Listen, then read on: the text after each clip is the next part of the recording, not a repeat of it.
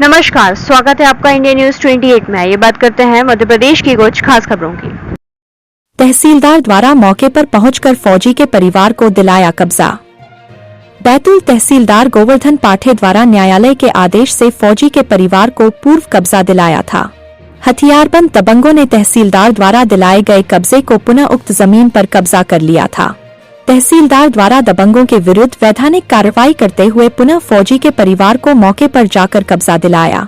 खबर मध्य प्रदेश के जिला बैतूल से है।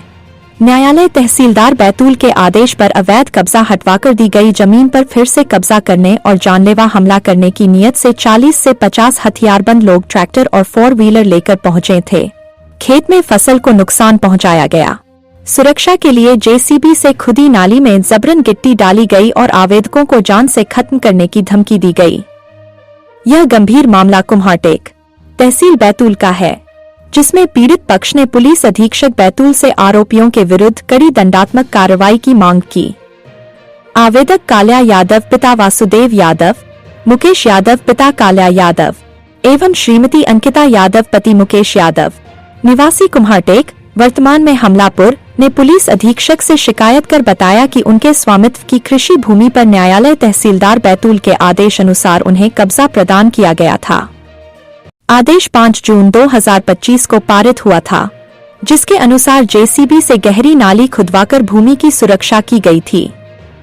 लेकिन आदेश के मात्र कुछ ही दिन बाद अनावेद गगन रामनाथ पिता साबू यादव, शिवकली पति रामनाथ, कविता मालती पति परसराम उर्फ संजू, परसराम उर्फ संजू पिता रामनाथ, कमलेश पिता रामनाथ यादव, विजय पिता रामनाथ यादव, गब्बर पिता बसंत यादव, पुष्पराज रघुवंशी पिता राम सिंह रघुवंशी, दिलीप पिता गुरुबख्श राठौर, गणेश पिता गुरुबख्श राठौर एवं अन्य 40 से 50 लोग 3 4 व्हीलर, 2 ट्रैक्टर एवं अन्य वाहनों से पहुंचे।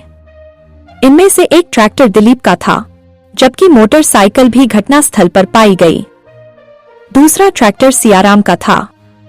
इन सभी ने मिलकर जेसीबी से खुदी नाली में गिट्टी डाल दी, जिससे आवेदकों की भूमि की सुरक्षा बाधित हो गई। साथ ही फसल को नुकसान पहुंचाया गया और सभी ने एक राय होकर आवेदकों को धमकाया कि यदि वे दोबारा इस भूमि पर खेती करेंगे तो जान से मार दिया जाएगा। आवेदक ने बताया कि अनावेदकों द्वारा न्यायालय तहसीलदार बैतूल के आदेश की खुली अवहेलना की गई।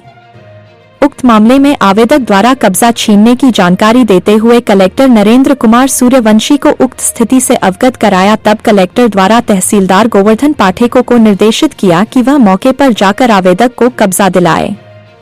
उक्त निर्देश के बाद तहसीलदार द्वारा पटवारी आरआई सहित पुलिस बल के साथ ग्राम कुम्हारटेक पहुंचकर आवेदक काल्या यादव को विधिवत कब्जा दिलाया है। चूंकि उक्त भूमि फौजी मुकेश यादव के नाम पर दर्ज है, मुकेश यादव वर्तमान में श्रीनगर में पदस्थ है, इसलिए उक्त कार्रवाई उनके पिता काल्या यादव की जा रही है।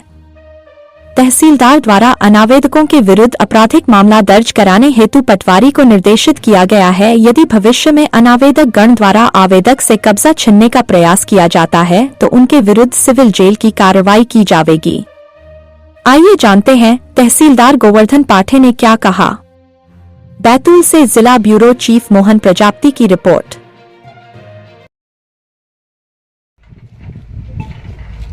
क्या बात है, पुनः आपको यहाँ पर कब्जा दिलाने आना पड़ा, क्या है मामला पूरा? व्यवहार न्यायालय के आदेश के परिपालन में पिछली 5 जून को कब्जा सौंपा गया था, लेकिन उसके तत्काल दूसरे ही दिन अनावेदक रामनाथ पिता साहब द्वारा अवैध कब्जा कर लिया गया। इस पर कलेक्टर महोदय के संज्ञान में आने पर आज पुनः महोदय के निर्देश अनुसार दोबारा कब्जे की कार्रवाई की गई। ये रामनाथ द्वारा कब्जा जो छीन लिया गया है, इसके खिलाफ कोई कार्रवाई होगी? हाँ, हमने प्रतिबंध बनाकर अनुविभागीय अधिकारी महोदय को सिविल जेल की कार्रवाई प्रस्तावित की गई है। पता ये भी चला था सर, उस समय अभद्र व्यवहार किया गया था आपके अधीनस्थ जो कर्मचारी? हाँ, पहली बार जब हमारे दल यहाँ पर कब्जा सौंपने के लिए आया था तब इन लोगों ने कुछ अभद्र व्यवहार किया था, लेकिन हमने इनकी गलती मानकर इनको छोड़ दिया था। और पुनः अगर ऐसी कोई फिर वारदात होती है तो इस प्रकार की कोई वारदात करने पर बिल्कुल क्षमा नहीं किया जाएगा, कठोर से कठोर कार्रवाई की जाएगी।